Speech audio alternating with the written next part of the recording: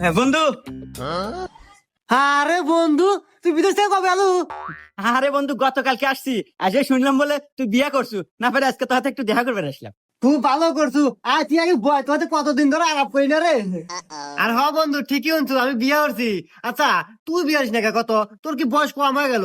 বুড়ো হয়ে যাইতেছু। আচ্ছা, বিয়ে হবো কবে? কত নাকি কোনো সমস্যা? না রে দোস্ত, সমস্যা কিছুই না, আমার এই মনে কষ্ট আছে। শোন, আমি বিদেশ যাওয়ার আগে একটা মেয়ের সাথে আমার সম্পর্ক হয়েছিল, তার সাথে আমার সবকিছু হয়ে গেছে। তারপরে ওই মেয়েটা আমাকে আলু বালু বুঝে বিদেশ পাঠাইলো।